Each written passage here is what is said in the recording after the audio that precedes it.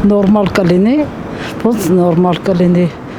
թոշակառու մարդու համար։ Զգուշացրել են, որ նոյեմբեր ամսից հետո կրկնակի երկրորդ անգամ էլ պիտի թանկանա։ Մի անգամ իհարկե ոչ։ Մի անգամ ուծեցի անցյալ տարի։ Ասի, բայց շատ են գրել, ես ինչ շատ գրել։ Ասեց լա դուք ուրախացեք, որ հիմի բան եք, պակաս եք մուծում։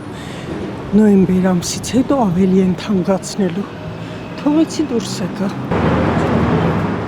Հանրապետության տարեցների մոտ տպավորություն է, թե սեփական հարկի տակ վարձով են ապրում։ Թոշակից շատ գույքահարկի բերում են։ Ստիպված միակ եկամուտը թոշակը կոպեկ առ կոպեկ հավաքում են, հաշվարկված ծախսում, որպեսզի կարողանան հասցնել գույքահարկի վճարումը, որը նրանց համար դարձել է շռայլ ու ծանր պարտավորություն։ Չենք հասցնում տանրապես ու ամաչում ենք դրա համար։ Ցանկալի չի իհարկե թոշակառուը։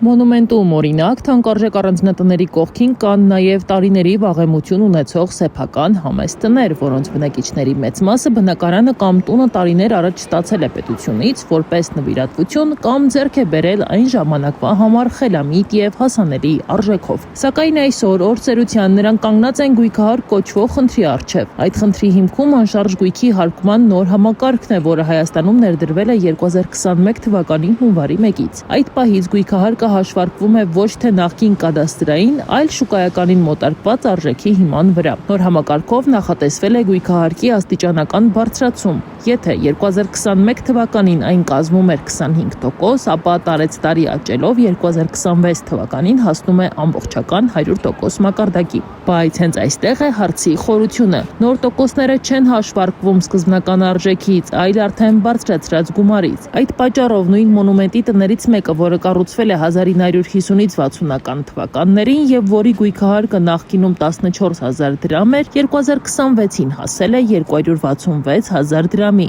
ինչը նշանակում է հարկը բարձրացել է մոտ 180-ից 190%-ով։ Այդ գումարները հարկերի աճը տոկոսային իմաստով, եթե համատում եք ընդհանուր եկամուտների կամ աշխատավարձերի բարձրացմանը, չէ, նույնպես համեմատությունը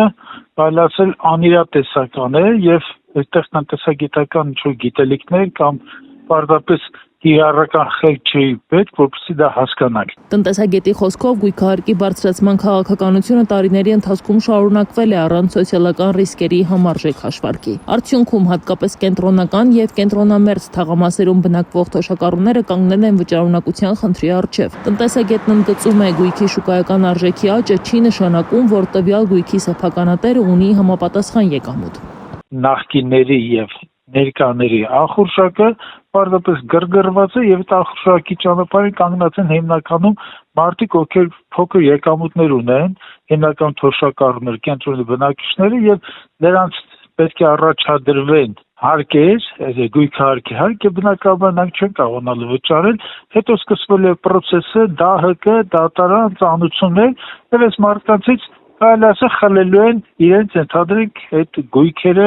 ժառանգական իրավունքով անցած կամ պարզապես իրենց վաստակած։ Միևնույն ժամանակ կոմենդանտյանը ընդգծում է, որ համայնքներն ունեն արտոնություններ սահմանելու լիազորություն, սակայն դրանք ամբողջական չեն կիրառվում սոցիալական խոցելի խմբերի համար։ Որպես լուծում տնտեսագետը առաջարկում է 65 տարեկանից բարձր քաղաքացիների համար գույքահարկի մեղմացման մեխանիզմ։ Ըստ առաջարկի, այդ տարիքային խմբի քաղաքացիների համար մինչև 30 քառակուսի մետր բնակելի տարածք ազատվի գույքահարկից, իսկ հարկը հաշվարկվի միայն մնացած մակերեսի համար։ Սակայն առայժմ հայտնի չէ, թե այդ առաջարկները քննարկվում են արդյոք որևէ պետական կամ համայնքային մակարդակում եւ առաջիկայում հնարավոր են արդյոք փոփոխություններ գործող համակարգում։ Մինչ այդ գույքահարկի ամբողջական 100%-ով կիրառումը նախատեսված է արդեն 2026 թվականից։